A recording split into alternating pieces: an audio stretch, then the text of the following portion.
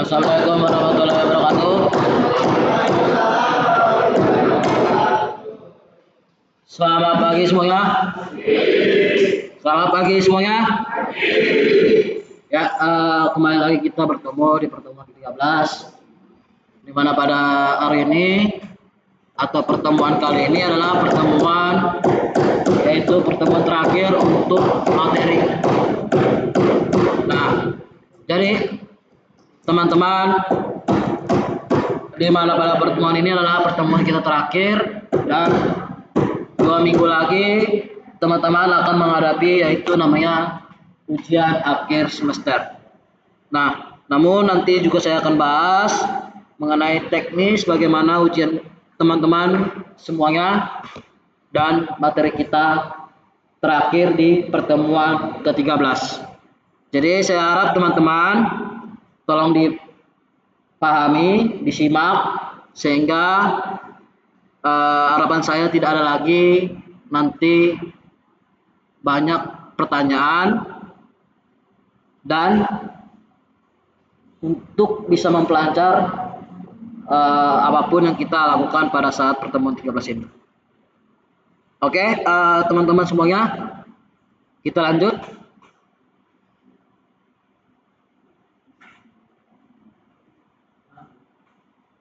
Nah, di sini alur belajar kita sudah belajar dari pertemuan ke-1 sampai pertemuan ke-12, dan yang terakhir itu pertemuan ke-13 mengenai integrasi.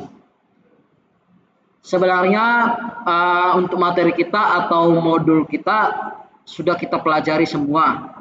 Namun yang di terakhir ini tinggal semua kita integration dari pelajaran kita keseluruhannya atau integrasi keseluruhannya mengenai bagaimana untuk pemahaman kita mengenai integrasi. Nah, jadi harapan teman-teman di pertemuan terakhir ini, teman-teman tolong dipahami, disimak dengan seksama. Seperti biasa, aturan pembelajaran dimulai. Tentunya teman-teman fokus penuh, raise hand jika ingin bertanya, mute jika tidak berbicara, tidak mengganggu keberlangsungan sesi, mengisi feedback setelah dipersilakan, berpartisipasi aktif. Seperti biasa teman-teman, pengisian feedback setelah nanti sesi pertemuan ke-13 sudah selesai, silakan dinilai sesuai apa yang teman-teman lihat dan apa yang teman-teman rasakan pada pertemuan ke-13 kali ini. Oke, agenda kita hari ini cuma sedikit karena cuma 2 aja ya, yaitu persiapan ujian akhir semester, dan yang kedua itu materi terakhir yaitu integrasi. Nanti dilanjut dengan sesi tanya jawab dan pengisian absen dan feedback. Sebelum dimulai, teman-teman, ketika ada yang penting, tolong dicatat, mau di buku halaman, notepad, dan lain sebagainya. Berdasarkan konteks slide, catat dan gunakan setiap halaman slide-nya.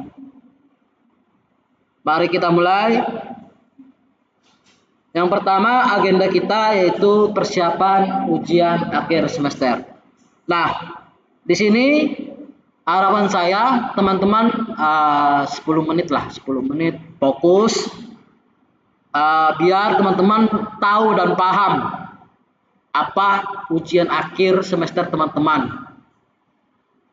Dan harapan saya ya kalau ada nanti bertanya ya mungkin ketika saya jelaskan keseluruhannya sebisa mungkin bisa hanya 1 orang 2 orang atau sedikit karena nanti saya akan menjelaskan lebih detail gitu. Oke. Langsung aja kita apa aja persiapan ujian akhir semester teman-teman seluruhnya. Oke, yang pertama poin pertama terdiri dari hingga 2 anggota dari 1 kelompok. Seperti biasa. Jadi ujian akhir semester teman-teman itu per kelompok. Jadi hanya 2 anggota dari 1 kelompok. Pak, bisakah 2 kelompok lebih? 2 anggota dari 1 kelompok lebih. Contohnya 3 orang. Tidak bisa. Pak, saya sendiri bisa nggak Pak? Bisa, silakan. Jika Anda sendiri sanggup. Nah, itu yang pertama. Yang kedua, tidak submit secara berulang atau double. Nah, nanti form pendaftarannya yang tersedia nanti ada nanti. Nah, Pak, apakah bisa kelompok saya kemarin sama dengan kelompok UTS kemarin? Anggota kelompoknya ya silakan bebas, mau sama mau enggak itu bebas saya kasih. Nah, nanti teman-teman untuk form pendaftarannya di Google Form nanti ada di PPT, mau nanti di panduannya juga nanti ya, ada di panduannya juga, dan nanti ada juga di Elma. Di Elma juga udah ada, tapi ini saya masih saya masih sembunyikan ya. Ini untuk panduan sama ini masih saya sembunyikan, nanti saya tampilkan ketika saya sudah menjelaskan terlebih dahulu. Nah, nanti teman-teman silakan nanti kan diklik aja karena di sini udah ada ya. Nanti diklik aja di sini form pengajuan. Nah, nanti bisa diklik di sini, bisa diklik di sini untuk link Google Form ya.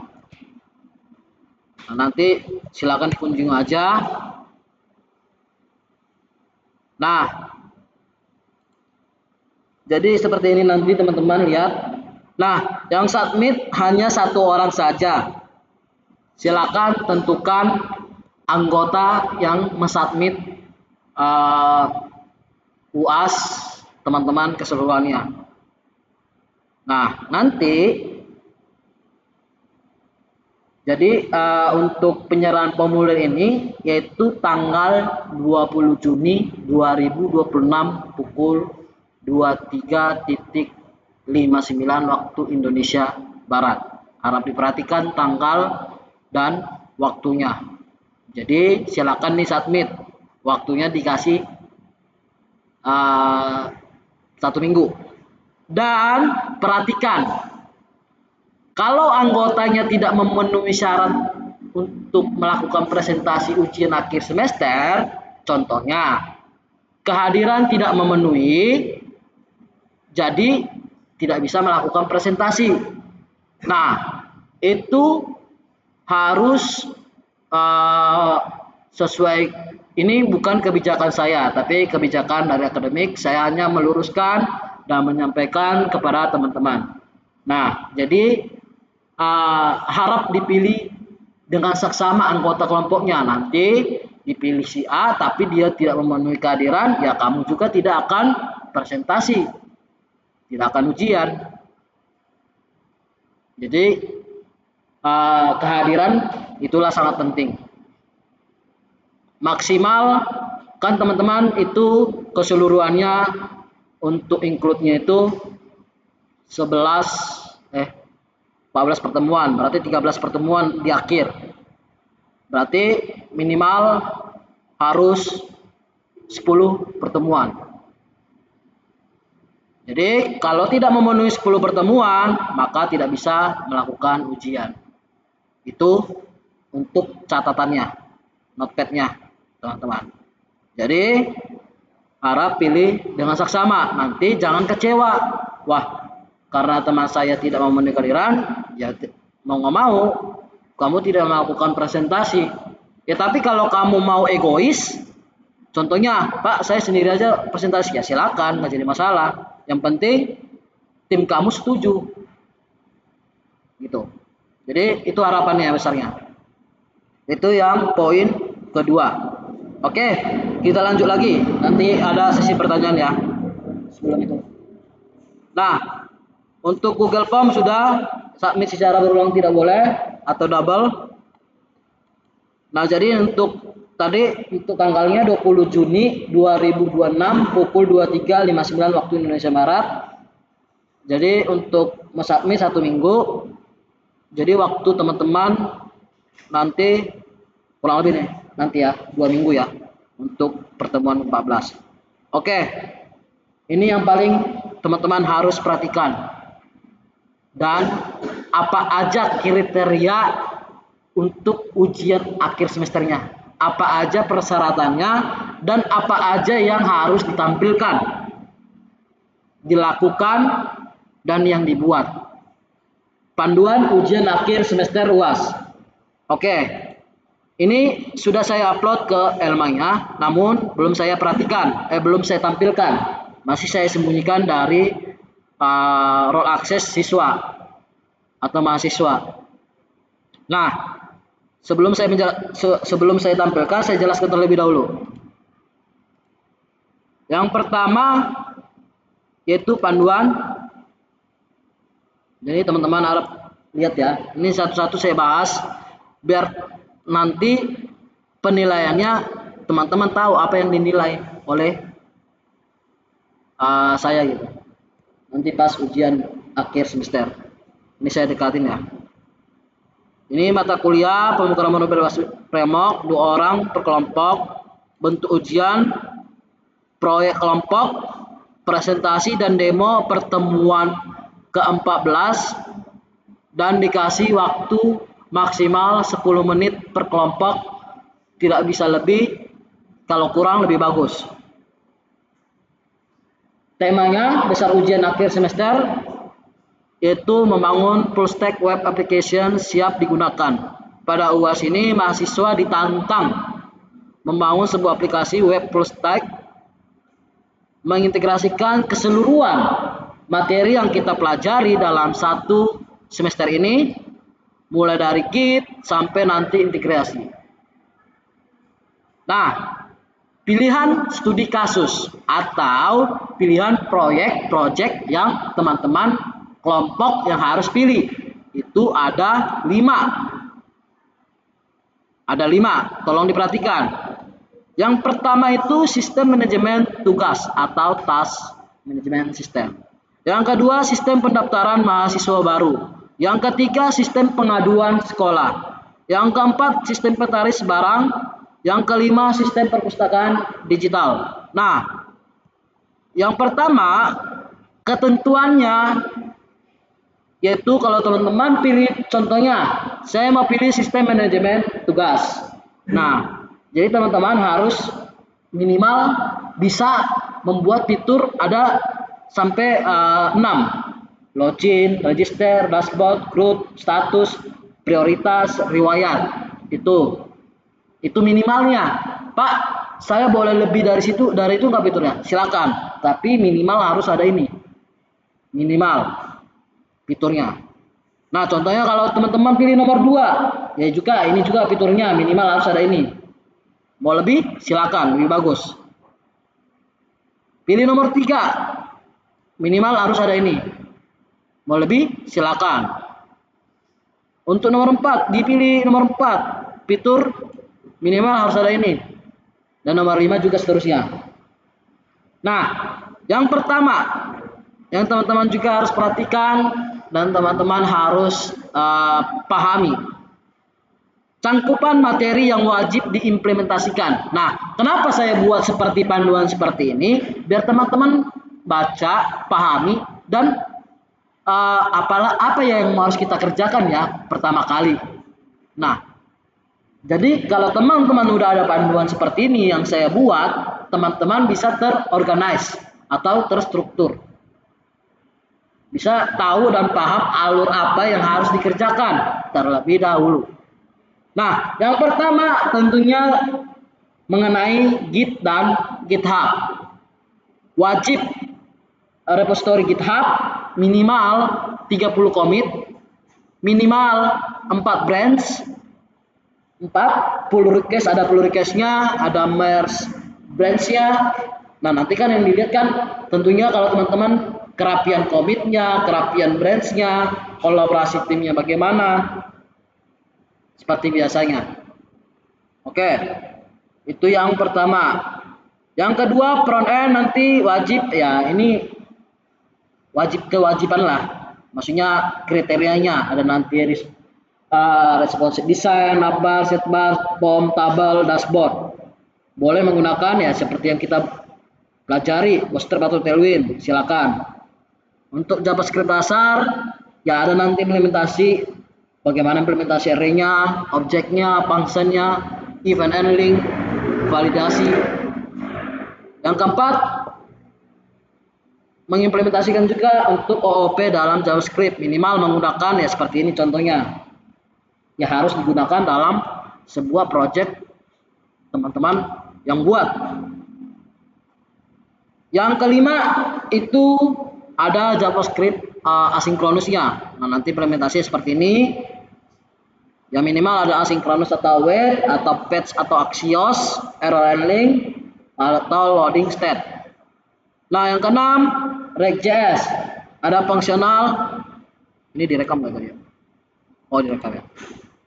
Fungsional, komponen, props, use state, use effect atau React router. Nah, nanti strukturnya ya kurang lebih seperti ini untuk simpelnya. Ada komponen, page, service, hooks, layouts, utils. Nah, yang ketujuh Node.js. Dan nanti ya seperti kita belajari backend berjalan menggunakan Node.js, contohnya ada cons dan lain sebagainya atau npm-init dan lain sebagainya. Nah, Express.js wajib menggunakan REST API. Ingat, ada teman-teman pasti membuat sebuah REST API dengan endpoint minimal ada post, get, put, delete dan lain sebagainya. Ini contohnya. Nah, untuk database pilih salah satu. Mau MySQL atau MongoDB. Pak, saya bisa nggak dua-duanya? Silakan. Yang penting pilih antara salah satu atau mau dua-dua sekaligus, silakan. Wajib relasi data, CRUD atau query pencarian.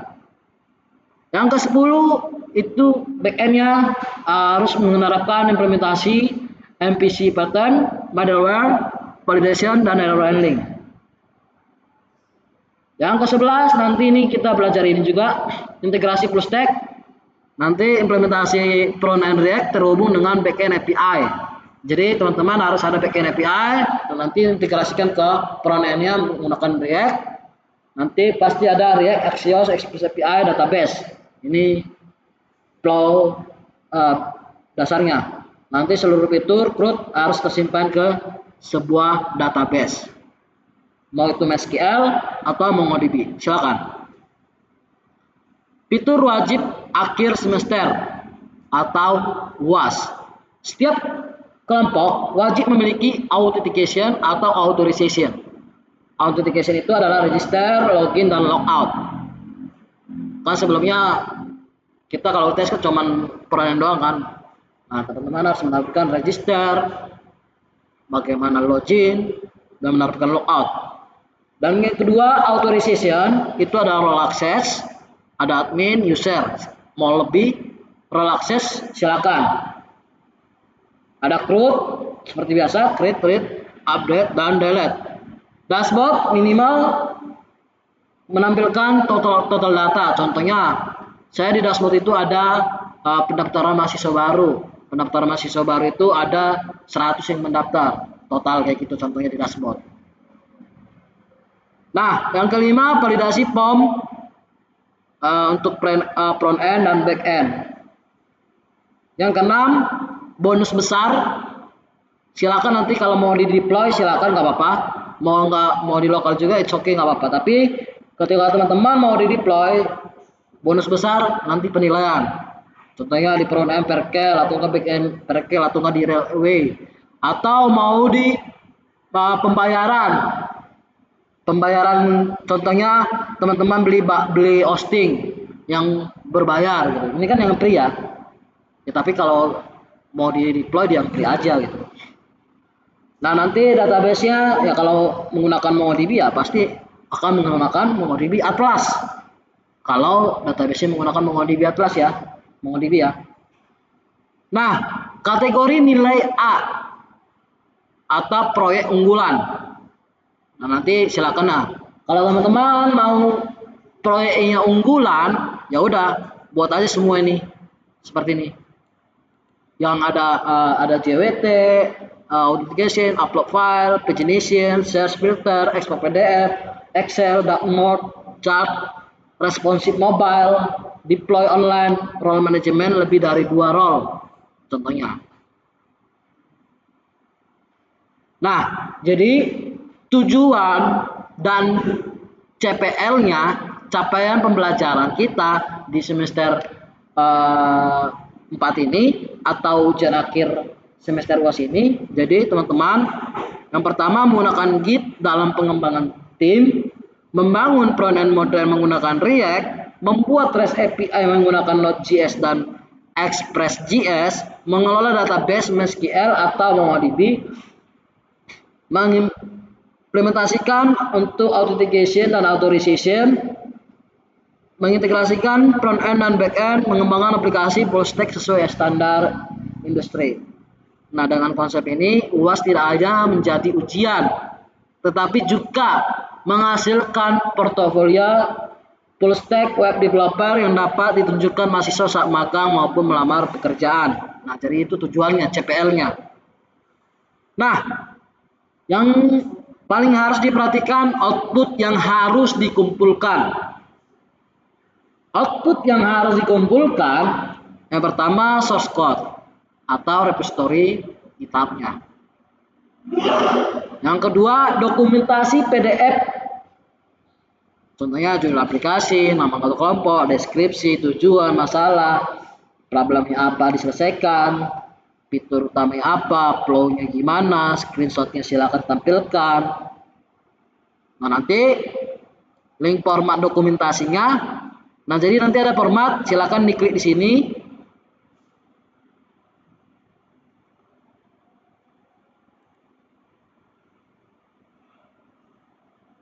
Nah, di sini ada format dan juga di sini ada panduannya. Nanti di download aja ini formatnya. Seperti biasa, format dokumennya harus menggunakan format yang sudah tertera. Nah, seperti ini. Silakan nanti teman-teman isi. Jadi harapan saya ya untuk penulisan buatlah sebagus mungkin itu. Fontnya Times New Roman 12, untuk jaraknya 1,5, untuk space-nya ya space untuk jarak untuk perkataannya 1,5. Nanti space kiri dan kanan ya baguslah buatlah. Kalian udah semester 4 pasti nanti ketika magang pasti membuat laporan. Kalau laporannya tidak bagus ya pasti nggak diterima. Atau nanti mau skripsi penulisan ya sangat penting gitu. Makanya dimulai dari sekarang dibuat bagus penulisannya. Itu harapannya saya juga. Oke, jadi bukan hanya membuat aplikasi bagus, tapi teman-teman juga perhatikan penulisannya. Gitu. Karena mau dimanapun pasti penulisan diperhatikan, mau di pekerjaan, di sekolah, di masyarakat. Ya kalau kita lihat penulisannya jelek ya, nah ini orang nggak memang asal-asal buatnya gitu kan. Nah jadi seperti itu ya, kalau bisa penulisannya bagus lah dibuat. Oke, itu harapan saya. Nah, kita kembali lagi yang tadi Dari mana? Nah, nanti nama file atau nama docnya. Contohnya UAS underscore mata kuliah, pemrograman, nama kelompok, judul aplikasi. Nah, seperti biasa juga untuk laporan video presentasi, durasi maksimal 10 menit, tidak bisa lebih. Kalau kurang lebih bagus. Tapi jangan di public, di unlisted. Nanti kirim linknya pas pengumpulan. Pembukaan, nah nanti udah ada nih apa-apa aja flow-nya yang harus dijelaskan. Format laporan, template-nya juga silakan untuk presentasi slide 1 sampai ke 9. Di sini sudah saya buat seperti ini biar teman-teman mempermudah. Apa aja nanti 9 slide aja udah cukup kok. Nggak perlu banyak-banyak. Yang penting tahu, paham apa yang dipresentasikan ketika mempresentasikan UASnya gitu. Untuk format upload ya silakan buat di sini upload UAS underscore biar rapi lah nama penamaan filenya gitu. Pengumpulan file perwakilan kelompok yang mengumpulkan 1 orang perwakilan. Nah, nanti semua output seperti biasa di Google Drive nanti dikumpulkan melalui Elma ketika di pertemuan 14, ketika sudah selesai presentasi atau selesai di revisi. Nah, kurang lebih seperti itu. Kita lanjut lagi. Presentasi kelompok dimulai pertemuan ke-14. Jadi teman-teman waktunya ada kurang lebih itu 2 minggu. Kalau 2 minggu itu cepatlah selesai. Sekarang mah apa sih nggak yang bisa cepat, serba cepat lah sekarang. Oke, ada pertanyaan mengenai ujian akhir semester? Dibuka sesi forum pertanyaan.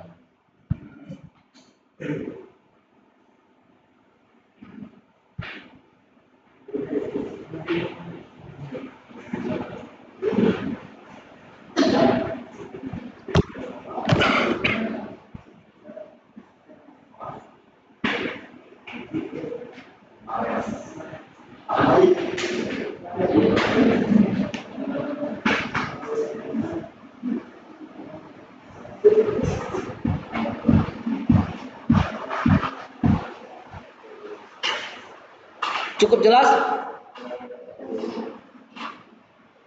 Kok nggak ada yang menjawab? Cukup jelas? Jelas ya? Oke. Nggak ada yang bertanya?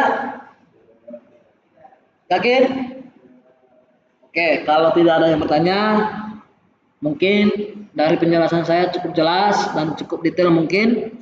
Ya ketika memang lupa atau apa aja yang tadi mau dipersiapkan, silakan nanti ditonton di YouTube aja. Ini direkam kok.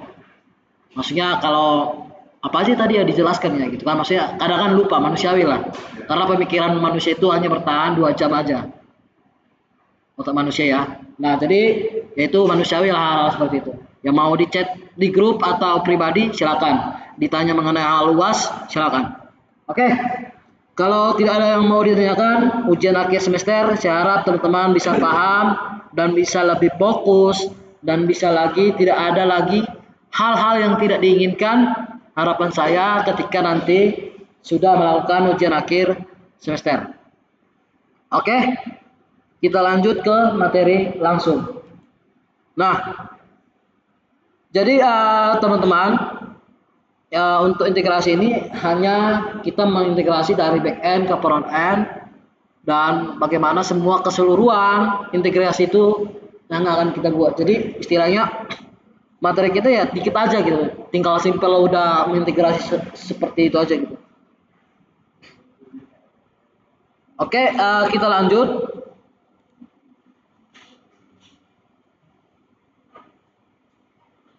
Oke, apa itu integrasi? Jadi kita lanjut lagi. Untuk integrasi itu adalah sebuah proses menghubungkan dari sisi klien dan server atau front end dan back end. Nah, dapat saling berkomunikasi, flow atau alur kerjanya. Nah, di sini nanti untuk integrasinya kita menggunakan meren stack di development, yaitu MongoDB, Express, React, dan Node.js.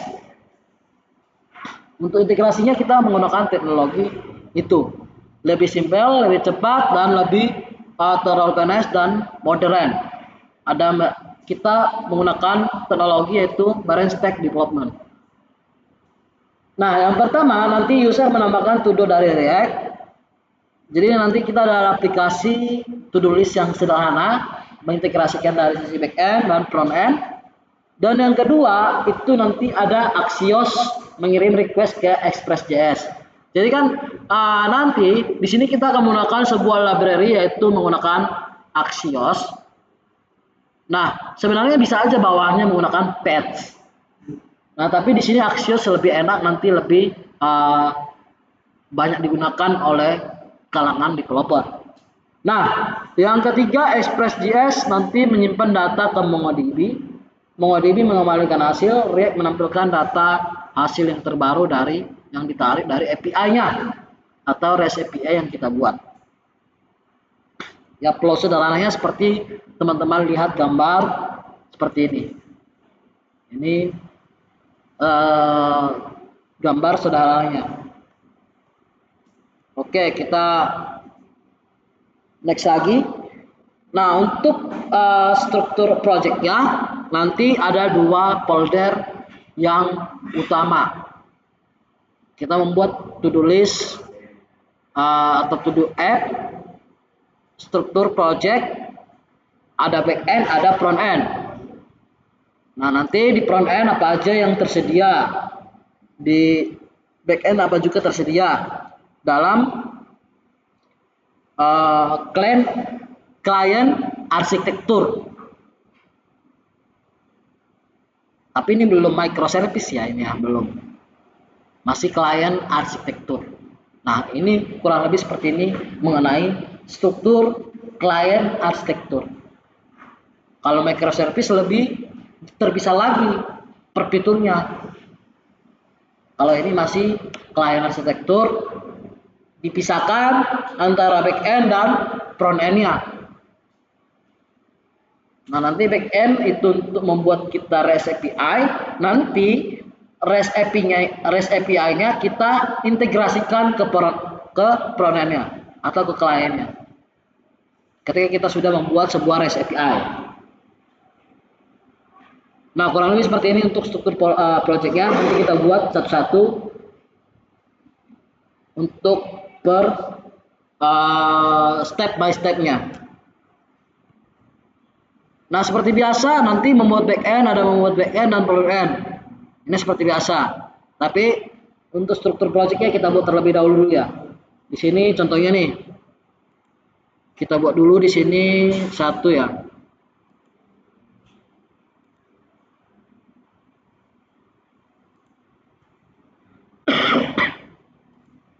Contohnya kita buat sini folder to do app, mkdir to do app. Nah, di sini kita langsung ke folder to do app-nya dulu. Baru kita buat ada backend dan front end. Mkdir front end. Sudah ada, kalau kita ls ada, baru ke buat folder backend-nya. Kita ls ada dua, ada backend dan front end. Kalau kita lihat di sini, baru pertama tadi kan kita harus buat backend dulu ya, terlebih dahulu yang pertama.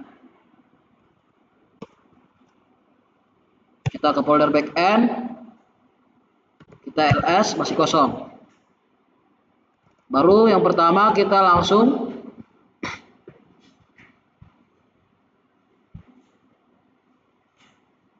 buat seperti ini, seperti biasa ya, yang kita sudah biasa seperti buat npm init y, npm init in y untuk pembuatan package atau Node.js package JSON-nya. Ini sudah dibuat sebuah file packages.json, kita clear, baru ke code.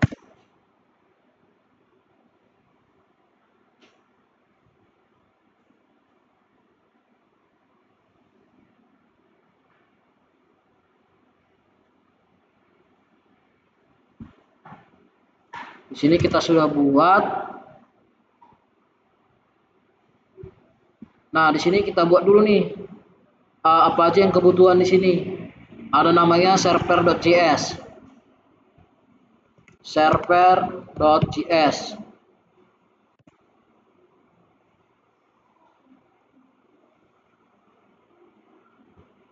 Nah, di sini ada lagi yaitu folder config, models, routes, dan controller. Contohnya yang pertama kita buat sebuah folder config. Nah, folder config ini untuk nanti konfigurasi database dan pihak third party atau API pihak ketiga. Di sini di config ada db.js. Di sini kita buat di sini filenya ini. Oh.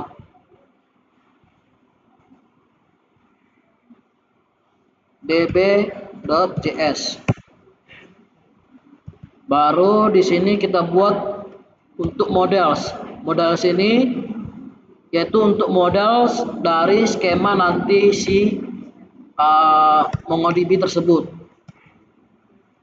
Ya udah kita buat di sini todo.js. Nah, untuk di sini ada routes. Routes itu untuk routing nanti sebuah API-nya.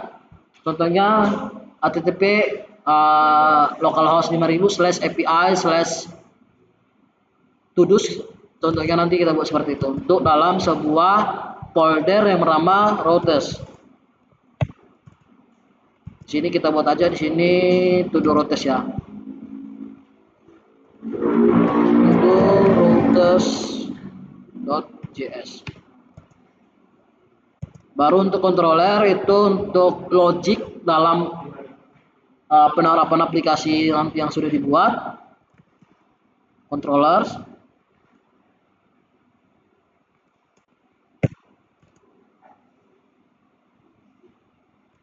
To do controller.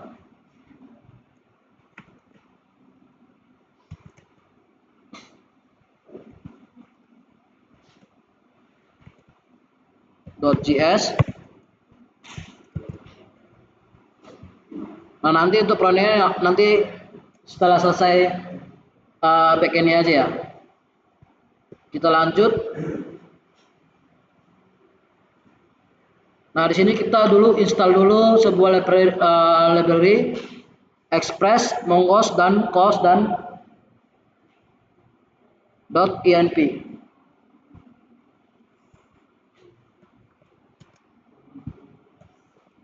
Di sini aja di terminal Visual Studio Code aja kita buat.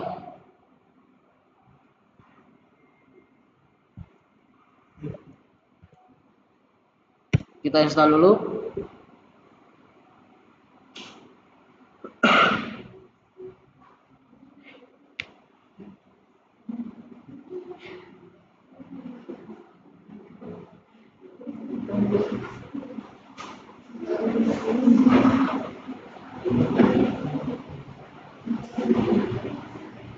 Nah, di sini kita udah install Express, Mongoose, Cos dan .env, dan sudah ada folder not modules.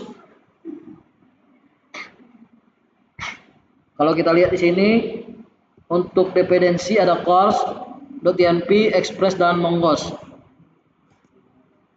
Baru kita npm install dep dependensi untuk node-moon, itu untuk ketika ada perubahan kita tidak perlu lagi npm run terus, yaitu menggunakan node-moon. Kita install di dalam sebuah dep dependencies, karena kan ada dua nih nanti. Ini dependencies, ada nanti dep dependencies, di sini node-moon ya. Ya udah tinggal buat di sini, kita buat dalam script yaitu Node mode contohnya ini bukan indeks ya. Ini server.js, silakan menggunakan start, silakan, tapi lebih enak dep aja. Nanti tinggal npm run dep digunakan. Nah, untuk config-nya kurang lebih seperti ini. Nanti untuk connection MongoDB. Nah, sebelum untuk koneksi ke MongoDB, kita buat dulu menggunakan MongoDB Atlas biar online. Kita nggak perlu menggunakan MongoDB lokal. Ya silakan aja menggunakan lokal nggak apa-apa. Tapi di sini saya menggunakan MongoDB online, yaitu MongoDB Atlas. Nah, MongoDB Atlas ini ya adalah printnya tapi terbatas. Ini kita buat aja langsung.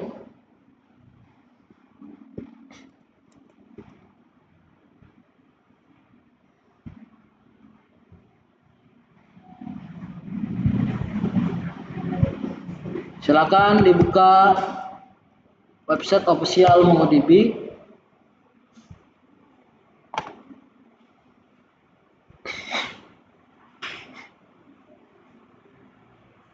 Seperti biasa, login dulu atau sign in. Ketika sudah ada akunnya, sign in. Ketika tidak ada akunnya, silakan diregister, dan register sudah pernah di pertemuan pas materi MongoDB.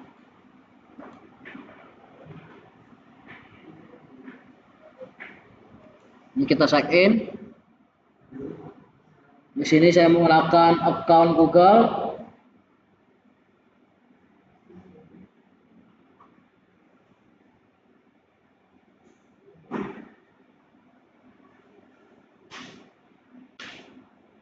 Nah, di sini langsung ke sebuah dashboard utamanya.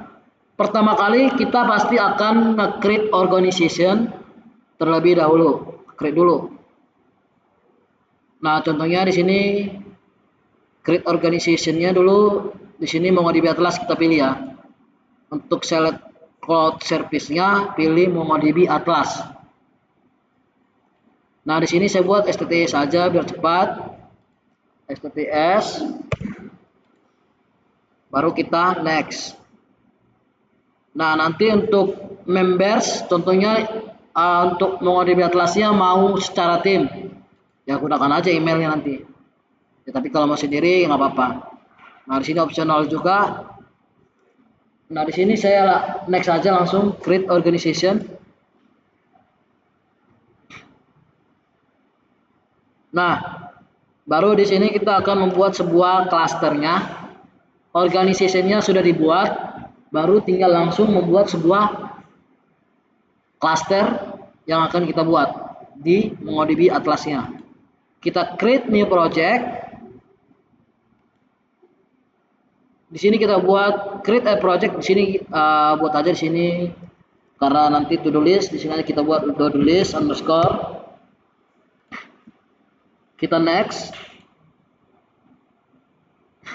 Nah, di sini untuk permissionnya kalau mau tim silakan, tapi di sini karena saya sendiri, saya langsung aja create project.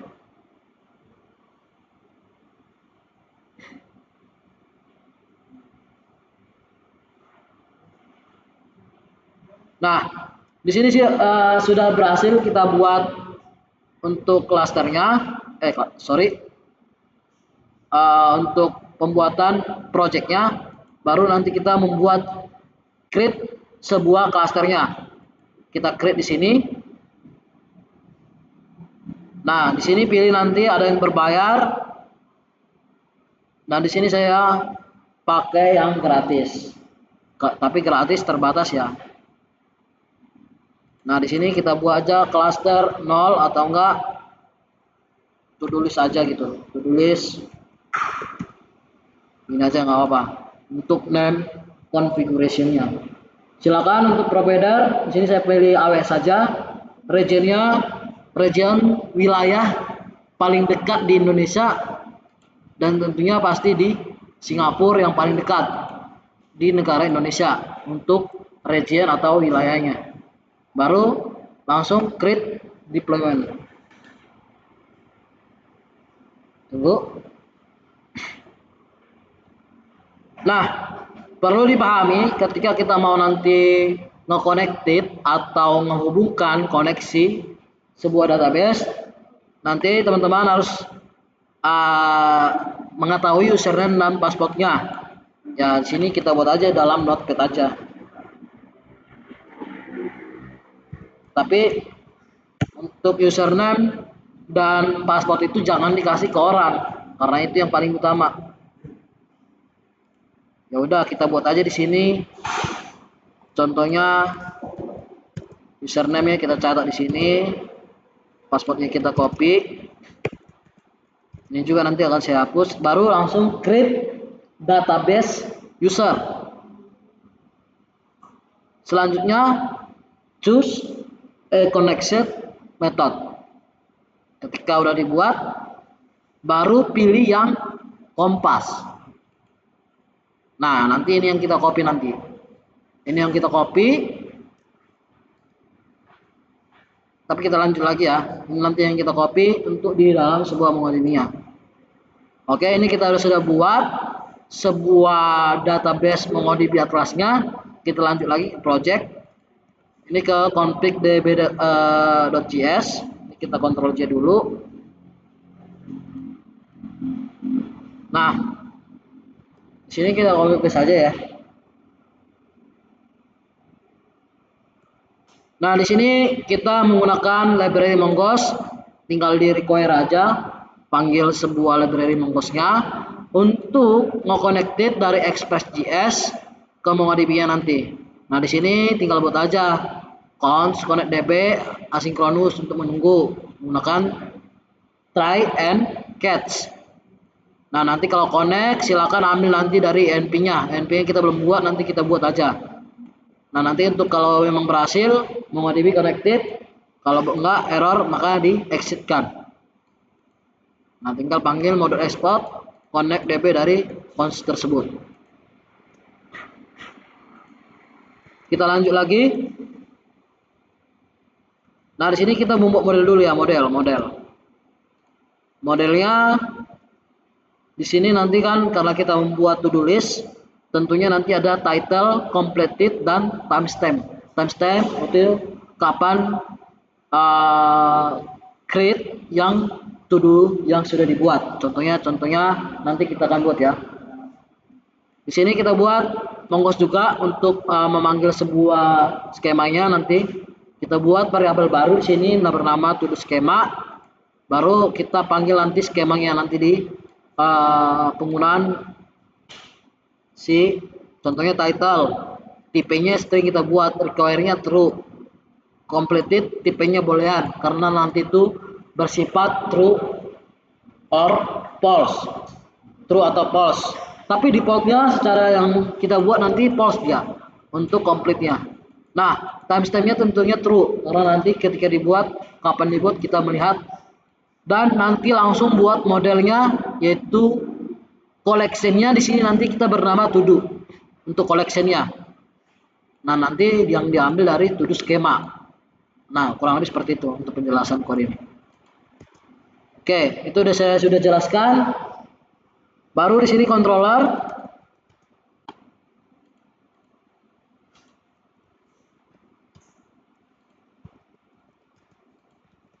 Controller ini proses dari untuk kita create lah. Nah, di sini ada create, read, update, dan delete. Di sini ada create to do, read. Read itu pakai get nanti. Untuk update nanti kita pakai put.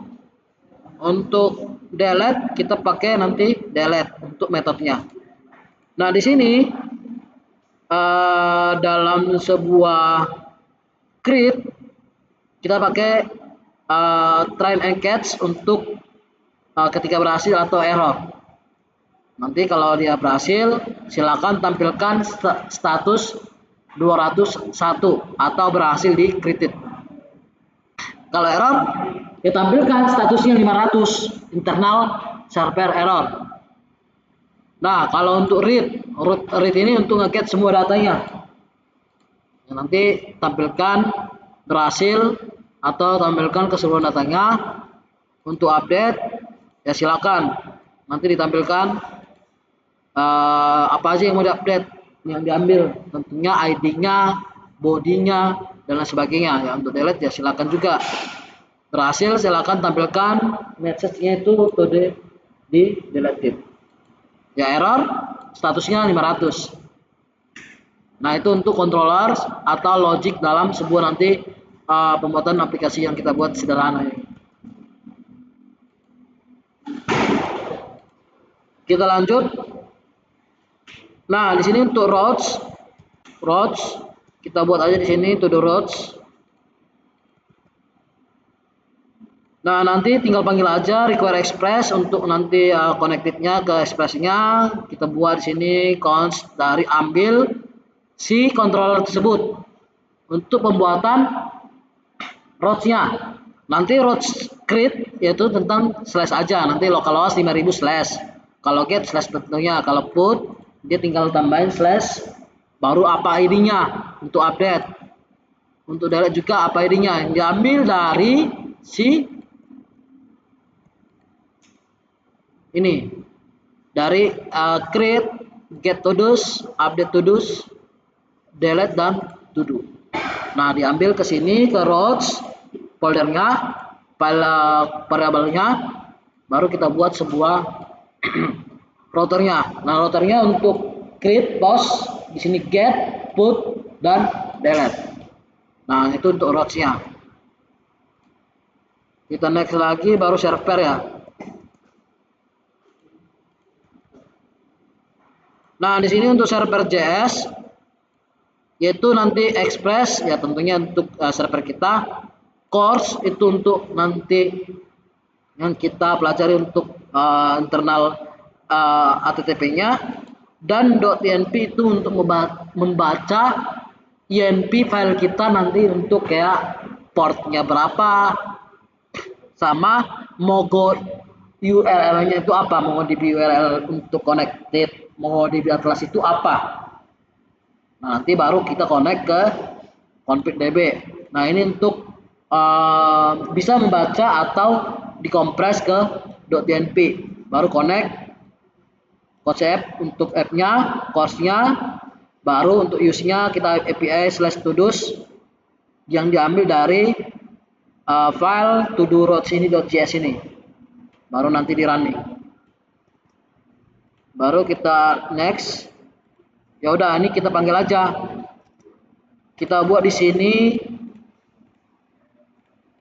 contohnya file tadi .inp. Nah, ada port sama dengan 5000. Jadi nanti localhost-nya 5000. Baru Mongo Yuri. Mongo Yuri-nya kita ambil yang tadi, yang sudah kita buat, yang ini. Nah, yang tadi kita ambil dari Kompas. Kita copy paste. Kita taruh di sini. Nah, di sini kan udah usernya. Passwordnya juga sudah kita buat di sini. Sesuai yang kita buat di sini. Nah, sesuai enggak yang tadi? Kalau sudah sesuai, berarti sudah berhasil. Baru ini sudah tadi. Baru kita langsung nih, apakah sudah berhasil connected express-nya sama database-nya. Kita lihat npm run dev.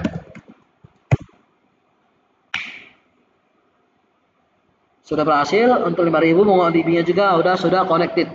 Bawasan MongoDB sudah berhasil di connect dari si MongoDB Atlasnya sudah berhasil. Sudah connect 5000. Kalau kita lihat di sini juga localhost 5000 apitodos contohnya. Nah, di sini array-nya masih kosong karena memang nggak ada datanya. Nah, nanti kita lihat juga nanti untuk database-nya. Oke, itu tuh sekilas backend-nya. Baru pengujian ya ini kita skip aja karena kita udah tahu lah ini. Pengujian ini tinggal pengujian seperti ini aja. Sudah pernah kita bahas. Nah, selanjutnya pembuatan front end-nya. Nah, nanti kita mau integrasi dari backend ke front end-nya. tentunya kita harus membuat sebuah folder dulu, itu untuk frontend-nya. Nah, kita buat aja sini. Kan ini to do app ya, to do app, ada backend dan frontend. Kalau backend sudah ada di sini yang kita sudah buat. Kalau untuk frontend masih kosong, ya udah kita di sini aja kita buat langsung, karena nanti kita terpisah.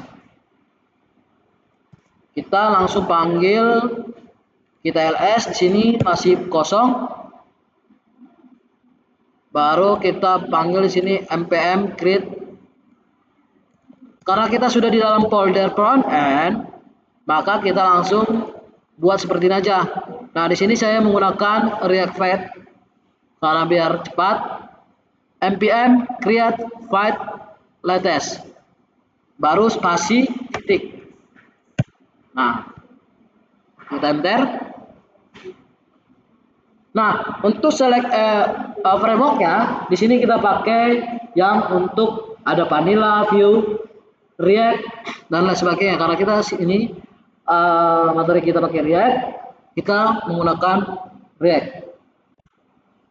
Nah, di sini pilih aja nanti bahasa pemrogramannya, ada TypeScript dan sebagainya macamnya. Kita menggunakan JavaScript aja ya. Kita enter. Menggunakan npm install now, yes. Baru diinstal semua keseluruhan dependensi yang dibutuhkan.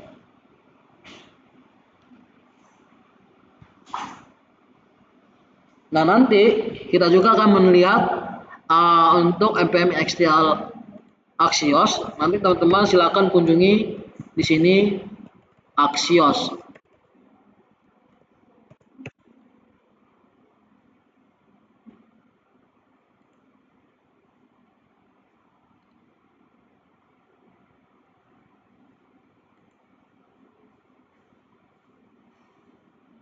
Nah, nanti untuk dokumentasinya teman-teman baca aja di sini ya. Apa bagaimana penggunaan si Axios.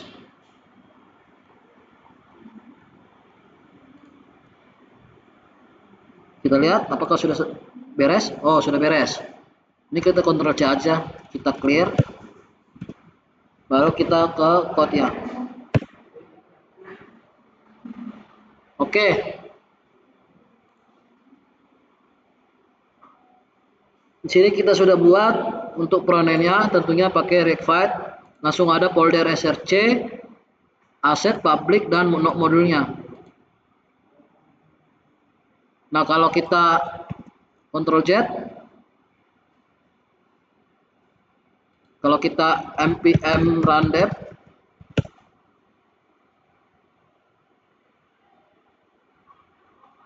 kita cari, kita buat di sini localhost 5173.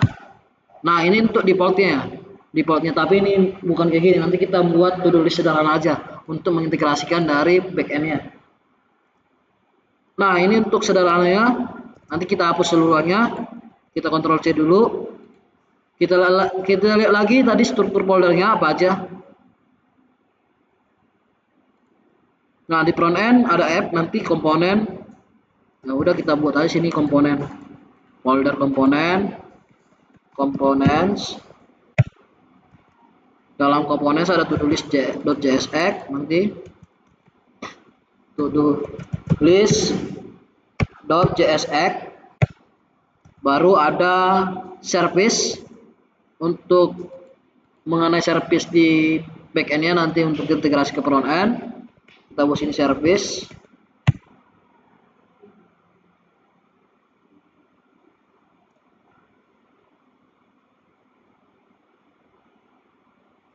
Nah, dalam service nanti ada to do service.js. To do service.js.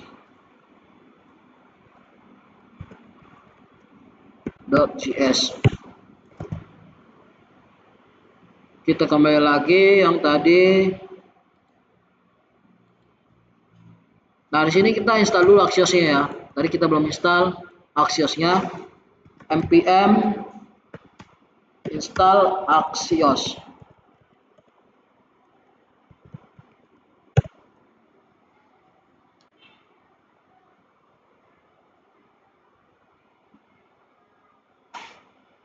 Nah, udah berhasil. Kita lihat di sini. Untuk dependensinya kita menggunakan Axios 1.117.0. Oke, kita next lagi, kita clear dulu biar kelihatan.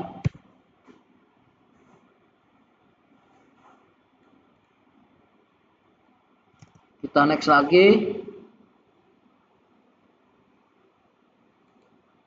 Nah, di sini kita buat aja di todoservice.js ya, tadi ya. Nah, di sini kita import sebuah Axios untuk memanggil dari backend ini. Ini kan kita buat di sini ya. Di sini ini kita X dulu. Ini kita X dulu. Kita X dulu ini. Nah, ini yang front end-nya. Ini yang backend. Kita kan menggunakan /5000. Kalau dari sini tadi kita lihat, berarti http:/5000/api/todos. Yaudah kita panggil di sini. Buat variabel baru namanya const API URL baru http localhost 5000 API todos. Ya udah tinggal diekspor axios.get nih. Jadi kurang lebih seperti tinggal axios post, axios put, panggil API URL-nya. Nah, kurang lebih seperti itu. Tinggal ID, data, apa yang diambil nanti. Ada get, ada create, ada update, dan delete. Nah, ini untuk service menggunakan Axios untuk integrasi dari backend-nya atau REST API-nya. Nah, kurang lebih seperti ini. Nah, kita lihat lagi. Nah, ini untuk komponennya tinggal buat aja sini ya, komponen.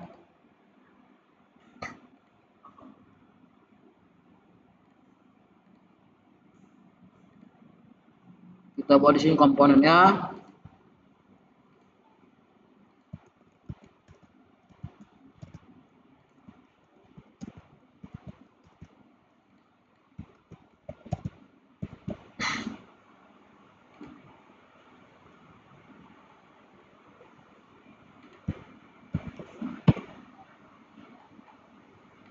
Nah, di sini kita menggunakan di sini kita buat nih sebuah function itu bernama to do list. Nah, di sini nanti kita ada untuk nambah dan delete atau hapus. Di sini saya buat aja langsung seperti ini ya. Nanti to the maps kita buat di sini, kita panggil dari si to do service ini yang tadi menggunakan Axios ini, kita panggil dari sini. Itu ada, kita langsung satu aja kita buat sini. Nah, ini tambah submit ini untuk dari si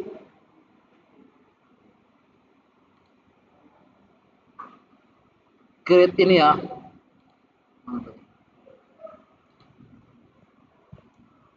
Create. Nah, di sini kita nanti di create ya, pakai handle submit menggunakan private default, baru kita submit untuk title-nya. Nah, di sini masih set title-nya kosong. Kalau udah di patch nanti tudusnya ya. Nah, untuk update nanti ya tinggal update dari yang patch tudusnya. Patch tudusnya ini kita ambil nanti dengan array-nya ya. Baru nanti untuk remove panggil aja delete, panggil to service-nya dari ini, baru tinggal delete. Dipisahkan, baru kita masukkan keseluruhannya. Seperti ini. Nah, nanti remove juga sama diambil dari sini. Kita next. Ya udah tinggal buat aja app.jx seperti ini langsung. Ini kita hapus aja langsung keseluruhan langsung kayak gini. Nah, setelah itu baru kita npm ramdev, kita close. Sudah kita integrasi semua API-nya atau backend-nya, sudah kita integrasi semua dari sisi backend-nya. Ingat, ketika mau menjalankan di antara dua ini, terlebih dahulu itu menjalankan dari sisi backend terlebih dahulu. Ini kita Ctrl C dulu ya, Ctrl C. Kita Ctrl C. Kita clear. Nah, kalau yang di kanan itu back end, kalau yang di kiri itu front end atau kliennya. Nah, kalau ketika kita mau mengeraningkan sebuah jalan project ini, nanti teman-teman UASnya seperti ini. Jadi nanti ada back end-nya, ada front end-nya. Nah, kurang lebih seperti ini nanti teman-teman. Jadi tinggal kita running dulu untuk rundev-nya untuk si back end. Oke. Ini sudah berhasil, baru langsung running yang kliennya npm rundev. Jadi jangan kliennya yang di running dulu, baru yang backendnya yang di running kedua. Tetapi klien dulu yang di running kedua. Untuk yang pertama itu dari sisi backendnya dulu. Nah, tinggal langsung npm rundev.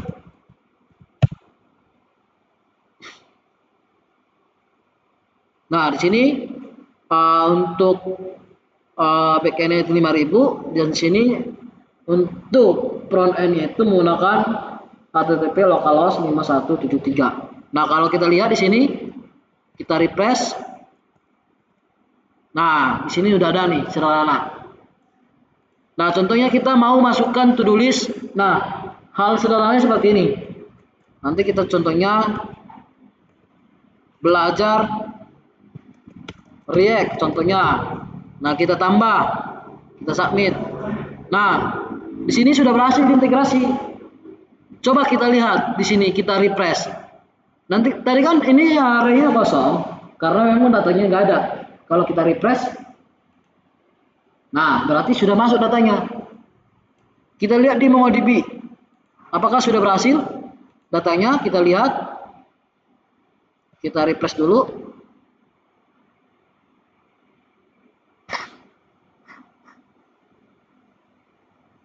Kita lihat cluster, kita browser collection, kita lihat apakah sudah masuk.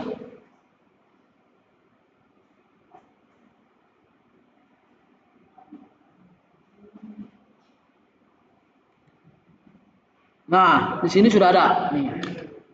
Berarti sudah berhasil semua. Integrasi ke front-nya sudah berhasil. Connected backend-nya sudah berhasil ke database. Dan untuk integrasi yang dari pengambilan REST API-nya itu berhasil juga menggunakan Axios. Nah, jadi sudah berhasil semua ya. Jadi kalau kita lihat lagi, tambahkan lagi nih. Contohnya sini belajar Express.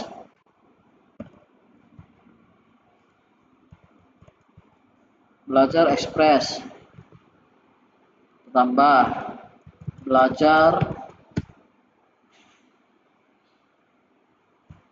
Node.js. Kita tambah. Kita refresh nih. Nah, kalau kita kunjungi localhost / API to-dos, nanti kurang lebih seperti ini. Nah, nanti teman-teman langsung kita lihat lagi dari database-nya, kita refresh apakah sudah masuk. Nah, sudah masuk ya. React, Express, dan Node.js. Kita hapus nih antara satu dulu. Satu yang Node.js. Kita hapus. Coba kita refresh. Nah, udah berhasil ya, hapus ya. Tapi kalau kita lihat dari MongoDB Atlas, kita refresh. Oke, sudah berhasil. Nah, kurang lebih seperti ini. Jadi, ini sudah berhasil dihapus dan sudah berhasil digunakan.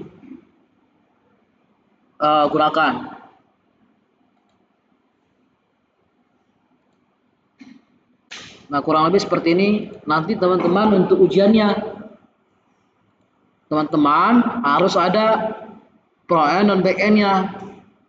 Back-end yang terpisah, front-end yang terpisah, namanya client arsitektur.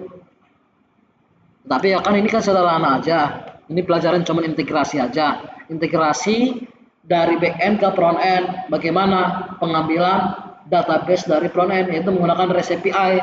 Nah, REST API itu ke frontend itu kalau kita mau consume API itu menggunakan Axios. Ya bisa saja yang manual menggunakan patch.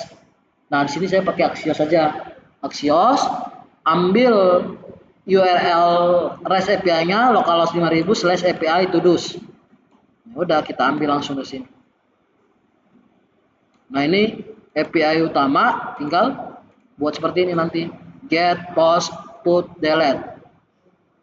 Nah, ini yang front end, yang ini back end. Dan database-nya itu menggunakan MongoDB Atlas. Ini namanya Meren Stack Development. MongoDB kita gunakan, Express kita gunakan, React kita gunakan, dan Node.js kita gunakan. Ini Meren Stack Development adalah full stack modern yang sering digunakan di kalangan developer. Nah, selanjutnya kita mau deploy. Di sini kita pakai deploy, pakai Perkel ya. Nah, nanti teman-teman silakan daftar vercel.com menggunakan GitHub atau Google. Nanti karena ini yang free, atau enggak nanti di Railway. Ada Railway juga. Ini ada yang free tuh, ada yang free kok. Kalau Perkel ada yang free, ini juga Railway ada free. Nanti untuk kita mau ke deploy yang gratis. Atau teman-teman mau coba-coba yang berbayar, ada juga.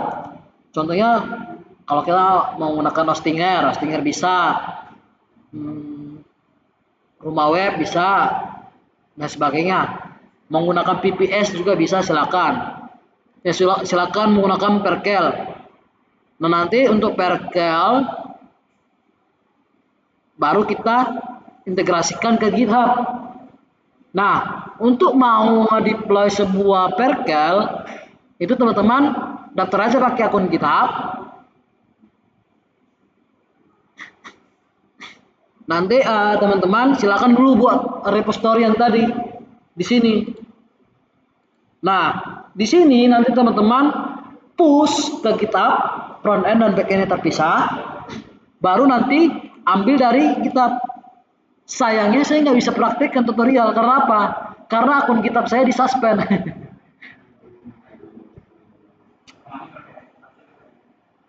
Akun saya disuspend karena saya menggunakan IP lokal yang berbeda.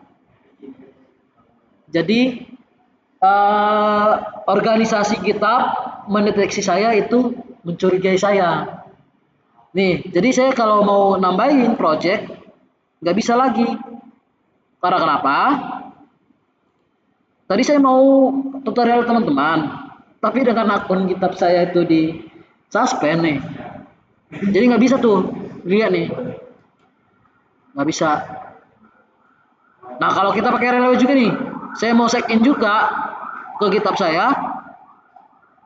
Tuh, this is account pledge authorize di party aplikasi. Nggak bisa menggunakan aplikasi pihak ketiga karena akun kamu sedang disuspend. Jadi akun saya di suspend ya. Tapi ada satu contoh saya buat, sudah ada. Nah, contohnya nih, ini juga menggunakan Meren ya, Meren Stack Developer. Contohnya yang ini nih, Meren Student Management System. Nah, di sini saya buat di sini. Di sini sudah saya upload ya. Tapi kalau yang lama masih bisa tampil akun yang lama, proyek yang lama ya. Nah, di sini contohnya nih, yang Vercel sudah terpisah ya. Dan di sini juga pakai MongoDB Meren ya. Nah, di sini nih ya, ada backend, ada front end nih. Nah, tinggal buka aja nanti, contohnya https vercel.app nih. Ini hal sederhana aja, kayak gini. Nah, ini udah saya deploy ya, deploy pakai vercel.app. Ini pakai Maren juga. Ini contoh lah sederhana. Saya nggak bisa contohkan dari ketika ngapus ke GitHub karena memang itu tadi aja nih saya mendaftar pihak ketiga aja langsung di nggak bisa karena akun saya lagi di suspend. Teman-teman juga mengunjungi akun GitHub saya nggak bisa, nggak bisa nih contohnya ya. Nih, ini kan kalau saya GitHub berutopia bisa karena saya bisa mengunjungi akun saya. Tapi kalau kita mengunjungi pakai akun email lain, contoh ini saya pakai email lain ya, saya kunjungi, not found, karena lagi di suspend. Jahat emang GitHub ini. Saya juga jadi kesulitan untuk tim gara-gara di suspend karena saya sering menggunakan VPN.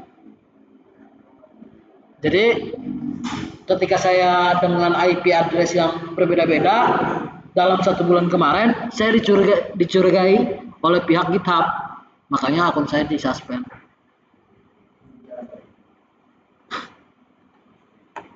Jadi ya kurang lebih seperti itulah. Nanti teman-teman deploy aja lah, tinggal gampang kok itu, gampang lah.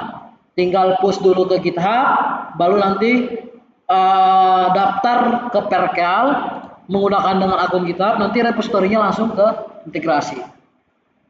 Nah, nanti silakan di deploy aja langsung. Nah ini ada beberapa project tuh yang saya deploy pakai Perkel. Oh ada juga lagi Netlify, ada juga Netlify.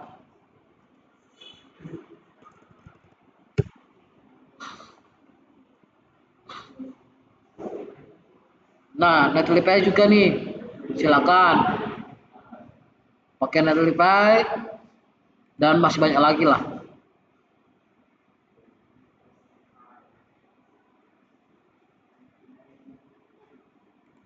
Ya kurang lebih seperti itu. Nanti teman-teman, ya kalau teman-teman mau deploy silakan di deploy aja nanti projectnya. Ya kalau mau lebih gampang pakai Perkel aja, nggak ribet sih, gitu doang lah.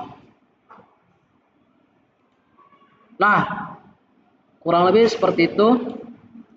Jadi alur integrasinya dan nanti React Form, Axios, Express API, MongoDB, Response JSON, dan React Update UI.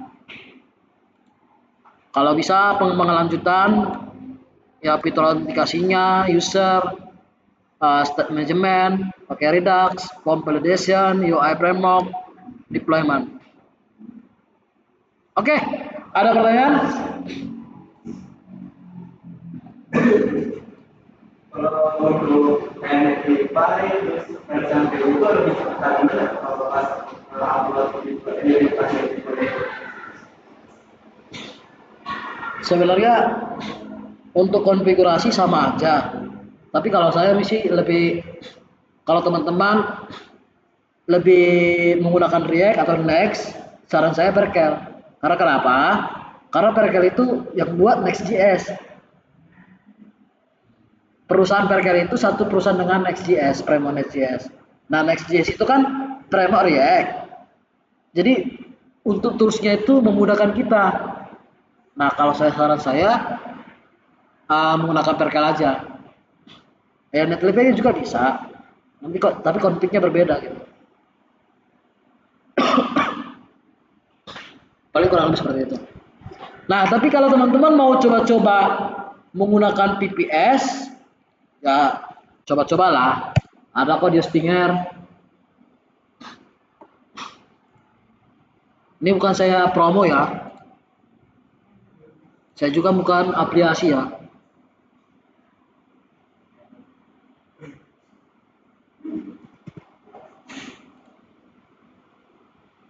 Ya nanti ada di sini. Nah, sekarang Node.js juga udah bisa kok web hosting. Tapi kalau mau lebih, contohnya lebih kompleks ya pasti pakai VPS. VPS hosting. Web hosting juga ada sekarang berapa lah. Yang ambil yang bisnis aja tuh, bisnis 38.000 lah yang per bulan, yang 1 bulan aja ambil. Itu yang untuk web hosting. Ini udah dilengkapi bisa Node.js. Tapi ini kita pakai cPanel, hPanel namanya. Tapi kalau kita pakai VPS, ya nanti pakai Docker. Nah ini aja sudah cukup lah. Kalau mau coba-coba ya, kalau mau coba-coba yang VPS, yang KPM 1 aja udah cukup. KPM 1 dengan core-nya 1, RAM-nya 4, untuk space-nya itu 30 GB, bandwidth-nya 4 tera, udah cukup lagi. Yang 116 per bulan, udah cukup. Ya tapi pakai Merkel aja. Tapi kalau mau coba-coba yang berbayar, nggak apa-apa pakai ini. Nah kurang lebih seperti itu. Ada pertanyaan lagi?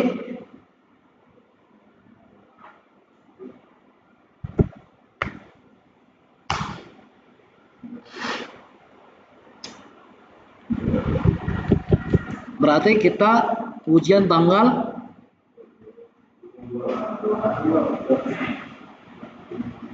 27 ya. Tapi dimulai tanggal 22 ya. 27. Yalah, persiapkanlah teman-teman. Tanggal 27, 2 minggu lagi lah.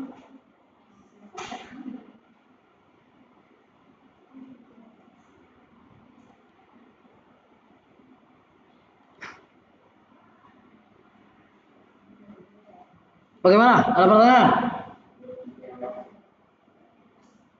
Nah, malah waktu kita masih lama lagi lah. 15 menit lagi kan? Hah? Belum makan? Ya emang materi kita selesai kok.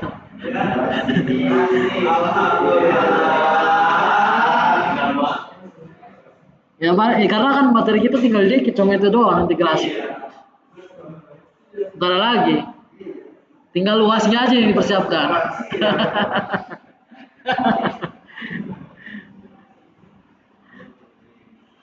Oke, nggak ada lagi nih pertanyaan luas juga.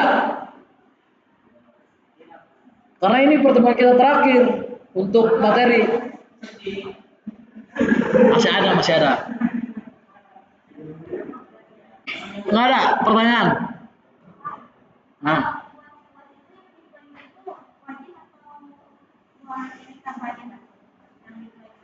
Oke.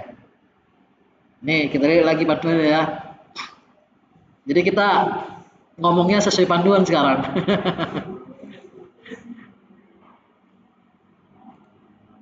Nah, tadi yang untuk poin yang untuk deploy itu di nih poin ke-6.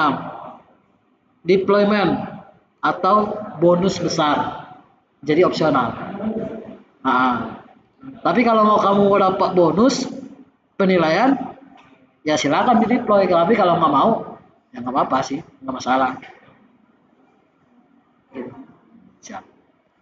Makasih. Oke, ini saya tampilkan aja langsung nanti ya. Nanti. Saya ada pengumumannya nanti. Ini masih saya sembunyikan. Absensinya jangan lupa, feedbacknya jangan lupa. Nanti untuk panduan juga nanti akan saya kasih info di grup.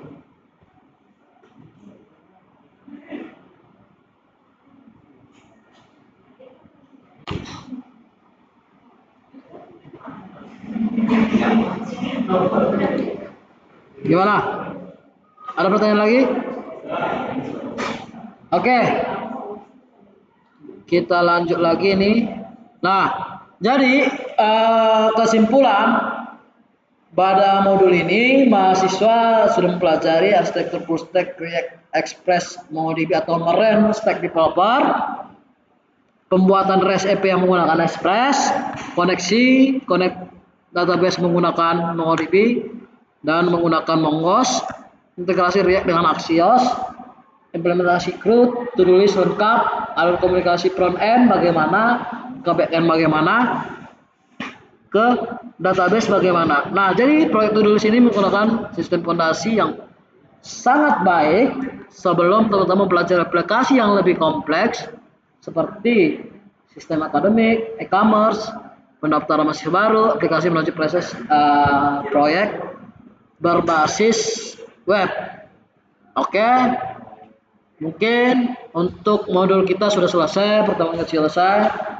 Silakan teman-teman belajar lagi, ulik lagi dari pertemuan ke-1 sampai pertemuan ke-13. Harapan saya bisa menghasilkan hasil yang bagus dan tampilan yang bagus untuk UAS besok. Dan kalau nanti ada yang bertanya juga yang di UAS, ditonton aja di YouTube aja, atau nanti link tertera yang sudah tersedia. Oke, tetap semangat. Besok kita tidak bertemu karena pertemuan besok tidak bertemu karena kelas pengganti. Dan semangat belajar untuk menghadapi ujian akhir semester. Ya, terima kasih buat semua teman-teman. Selamat makan, selamat siang semuanya.